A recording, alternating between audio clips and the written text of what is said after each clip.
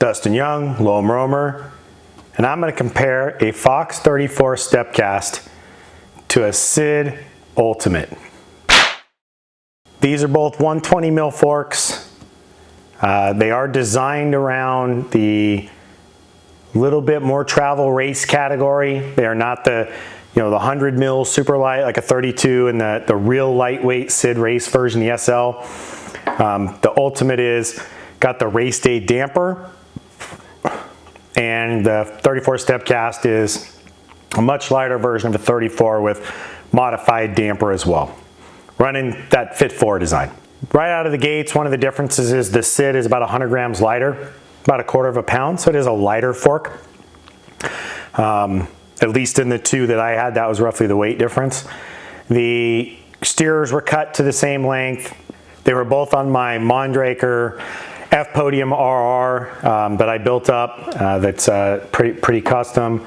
That thing's 115 in the back, 120 in the front. I did that by making some spacer adjustments. And so the bike is a really, really fast trail bike or a little bit slow for cross-country racing. So sort of depends on how you look at that. These two forks come down to rider style and feel, I think, quite a bit. Axle to crown was incredibly similar. Lots of things about it. There wasn't a big change there. I ran everything else identical except just the two different forks. I set them up according to, I had the SiD on for almost a month, so I went through until it fit exactly how I like to ride, and then the comparison is once I had the thing dialed in. There's not a lot to it. It wasn't real hard to dial in. I went through a little bit of air pressure adjustments until I got it right. I did make some adjustments to the race day damper, but there's not a lot going on with that damper. It's a really, really lightweight damper, and you basically kind of can infinitely adjust the compression, and you just set up your high-speed rebound. Similar to the Fox 34, which being a Fit 4, you just have adjustment to low-speed compression, and then your open trail are pretty much locked, and then you have your high-speed rebound adjustment on the bottom.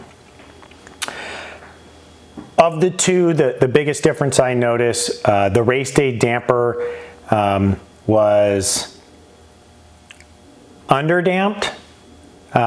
You really had more chatter from the front end than I did with the Fox 34 Stepcast for me.